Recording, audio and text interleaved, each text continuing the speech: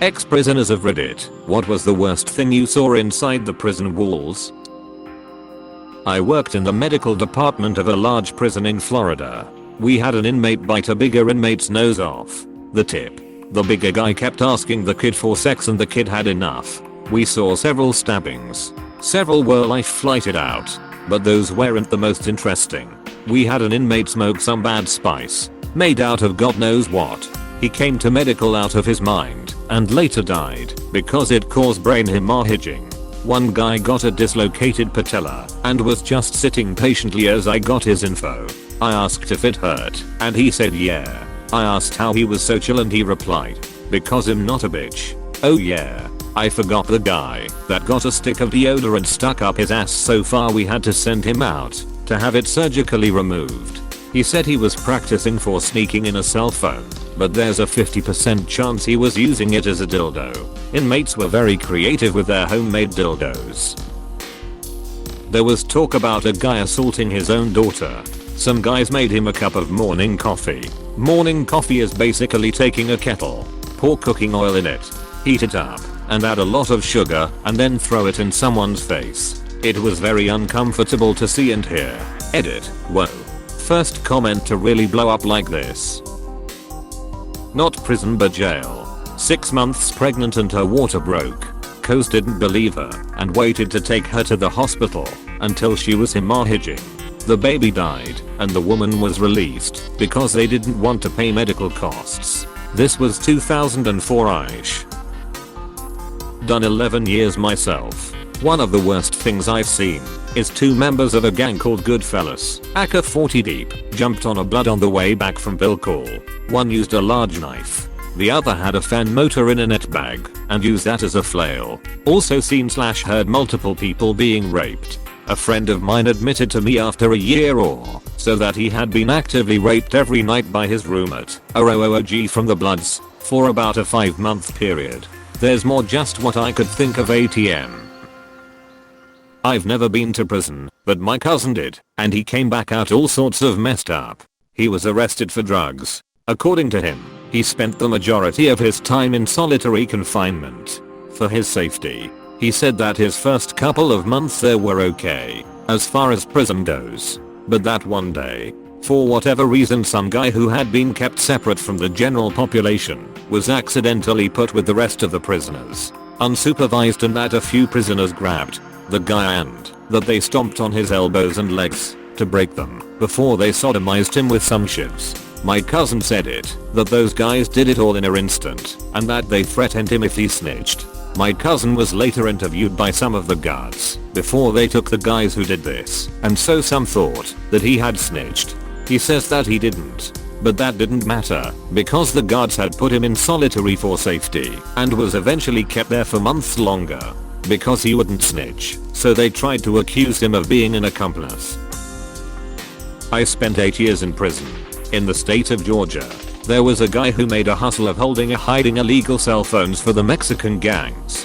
When a shakedown/search occurred, this man was responsible for the loss of many of those cell phones. He was confronted on the yard and tried to escape by climbing the fence. He got stuck in the razor wire, shredding his forearms, while 7 or 8 Mexican gang members were stabbing him all in the back of his legs and his ass. That's the gang mentality that I find to be the most bullshit. You tell this guy to hold on to these phones for cigs or whatever.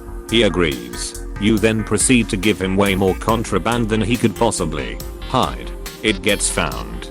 He's probably getting time in the hole. The Mexicans get off scot-free, but they still want revenge on the guy. I spent 2 weeks awaiting trial in Johannesburg Central Prison. Saw a guy with mental issues get severely beaten one night after he attacked another inmate. Saw another guy have a kettle of boiling water poured over him another evening after an argument with another prisoner. In both cases the wardens did nothing until the following morning. I was lucky. I managed to avoid any issues while I was there. Overall a crappy experience. 0 tenths. Would not recommend. I spent 6 years in prison. 1 month in I watched a Crip on Crip gang stabbing. They stabbed the guy 60+ times while he was curled up in a ball screaming help.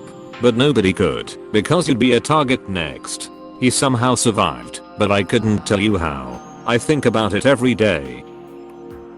I made a friend early on who was sentenced to life for killing a man that had touched his niece. He'd been locked up for about 5 or 6 years when I'd first met him. Talked to him every day for 3 years, and one day he comes up to me and says he needs to talk to me about something. We do a lap on the back 40 and he tells me his old lady is leaving him and isn't bringing his daughter up to come see him anymore. He's actually crying. I didn't know what I could do to help him, so I let him cry and told him to not let it bother him. Maybe she'll come around. We go on about our day and everything seems normal. That night he woke me up. He bunked across the hall, crying. I got up to talk to him and he says he wants to die and that he's glad I'm up because he doesn't want to be alone. I start hitting the panic button for my cell and screaming for a guard, but no one comes and I have to watch while he pries his mirror off of his wall. He put on his linens and blanket like a big robe and he cuts his stomach with his mirror. It was hard to see much because of the blankets and the dark, but I could smell his blood. Then he lit his blankets on fire. The cops got there when the smoke alarm went off, but they were too late. I still have nightmares about it, screaming for him to stop, to just talk it out, but he never does. I've seen a lot of ducked up shit, man, but this was probably the worst, or at least it stuck with me the longest. Edit. Thanks for the hugs and support, everyone. Makes how I feel after sharing hurt a little less. I appreciate it. My uncle was in for 17 years for marijuana related charges. He was in a wood with 2 other guys with the same name as him. Both of them in for 7 years. One of them killed a guy and the other was a child molester. One day when my uncle was in the showers, a group of guys who mistaken him as a child molester were about to serve prison justice on the wrong guy. He quickly realized the situation, sprinted naked out the showers to grab his papers to show the guys they have the wrong dude. I did 3 years inside HMP Belmarsh when I was 18. Having just transferred out of Yoikacum Wood, I was in for a non-violent but serious offense, so I was put on HB1 with all the lifers. I saw a lot of shit go sideways quickly there. Dudes having heads cracked in with pool balls out of nowhere in the lunch queue, but that all became pretty commonplace. What I will never forget is the feeling of surprise as 3 guys pushed past me on the stairs and wonder what the hurry was, then watching them all barrel into a single cell. Still not sure what was going on. The screams that came from that room were horrific.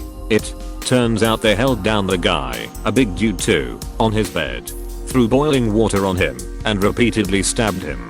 We all heard the screams but no one would alert a guard. It isn't done.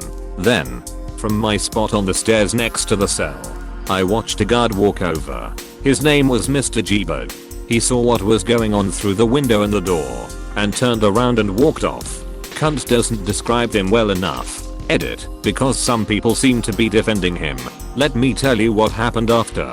The guys ran off upstairs and flushed or chucked their razors and blood-stained clothes. Because Mr. Gbert didn't get close enough to ID anyone, they got nothing other than being put on basic. If he had opened the door they could have been positively eyed. If the CCTV worked on the wing, they could have been eyed. Mr. Gbert was one person in a string of safeguarding failures. Doesn't mean he isn't at fault too. Saw someone break a small branch off a tree in the yard, dry it out in the sun, sharpen it down to a point on the concrete, and then stab a guy in the back with it 4 times. He had to be airlifted to hospital because it punctured his lung. I saw a guy get in a fight with his cousin over a 50-cent bowl. This escalated more and more until they started fighting. We all kinda watched out the corner of our eyes BC it was in the cell while the doors were open. Well, the guy that was pissed about the bowl grabbed the dude by the hair and bite a huge hunk of his cousin's eyebrow off. Like about half of it. If that wasn't bad enough, me and my cellmate moved into the cell BC it was further away from the TV. So we are cleaning up the cell and my cellmate goes, holy duck, look at this. He lifts up what I thought was a dead hairy bug. Nope. Furry ass eyebrow and skin. Doesn't haunt me. Just crazy to think a guy lost half an eyebrow over a ducking 50-cent bowl. I did a year spread out over a few 2 yards in as low level yards. I didn't see much that really shocked me. I'd been on the street prior to being locked up, so anything I saw happen in prison was more of the same really. There were fights and people catching heat from their own people for ducking up and breaking rules. But for the most part it was fairly tame. I think the part that sticks with me the most is the amount of very clearly mentally ill people who were locked up with me, but were getting no help whatsoever. I mean, none of us were really getting any help. But some of these guys were clearly going to have no option when they left, except to go back to what they were doing.